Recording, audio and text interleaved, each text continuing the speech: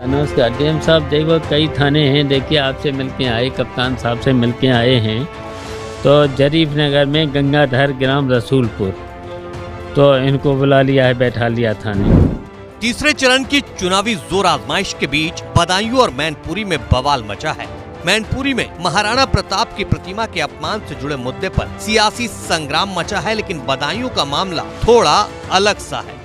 दरअसल सपा के इन दोनों ही गढ़ों में 7 मई को मतदान है, लेकिन उससे पहले शिवपाल ने पुलिस पर संगीन इल्जाम लगा दिया है कि बदायूं में पुलिस बेवजह सपा कार्यकर्ताओं को परेशान कर रही है।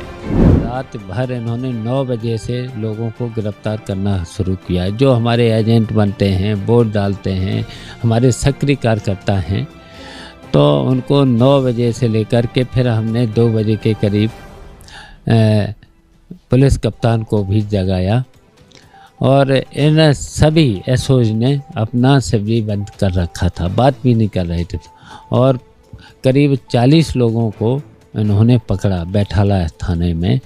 और इसी तरीके से बिलसी थाने के 31 लोगों को 151 में निर्दोष, कोई मुकदमा नहीं, कहीं कुछ नहीं उनके खिलाफ, तब भी 151 में बंद कर दिया है। शिवपाल यादव का इल्जाम है कि बदायूं में पुलिस सरकार के दबाव में काम कर रही है। यही वजह है कि शहर कोतवाली, थाना मूसाझाग, बिनावर, कुंवरगांव, रजपुरा, सहसवान, वजीरगंज के थाना अध्यक्ष लगातार सपा कार्यकर्ताओं के घर दबिश दे रहे हैं। थानेदार चुनाव को प्रभावित करना चाहते हैं। देखिए, प्रभारी निरीक्षक मूसाझाग, इसने 5-6 गांव में जा कर के लोगों को प्रताड़ित भी किया है, गाली गलौज भी की है और तोड़फोड़ भी की है। इसका नाम है मनोज कुमार। शिवपाल यादव एबीपी संवाददाता से इन तमाम मुद्दों पर बातचीत कर ही रहे थे कि इसी दौरान किसी ने शिवपाल की तरफ मोबाइल फोन बढ़ाया। बातचीत से पता चला कि दूसरी तरफ कोई एसओ है। फिर शिवपाल ने एसओ की जमकर क्लास लगाई। हेलो, हाँ एसओ साहब, क्यों ये काम कर रहे हो? गंगाधर को क्यों उठाया? हाँ, नहीं, जानकारी के लिए क्यों बुला रहे हो? जानकारी के लिए नहीं बुला रहे हो और आप लोग चुनाव को बाधित कर रहे हो। हम अभी आयोग को कंप्लेंट करेंगे। अभी तो हम कंप्लेंट डीएम को ही करके आए हैं और एसएसपी को करके आए हैं। अब हम आयोग को करने चाहते हैं। पूरी प्रक्रिया को फिर हटवाना पड़ेगा मुझे। आप सब लोगों को थाना अध्यक्ष से हटाना पड़ेगा, हैं? अच्छा जी, ये सब काम, अगर आपको सब काम करना है, कहीं पर भी कोई ऐसी बात है तो चुनाव के बाद कर लेना, 7 तारीख के बाद कर लेना। अभी वोट तो ज़्यादा से ज़्यादा पड़ने दो। ये तो चुनाव आयोग की गाइडलाइन भी है, ज़्यादा से ज़्यादा वोट पड़े। आप लोग डिस्टर्ब कर रहे, बाधित कर रहे हैं, वोट न पड़े।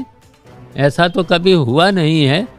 आप तो चुनाव आयोग की गाइडलाइंस को भी नहीं मान रहे हैं।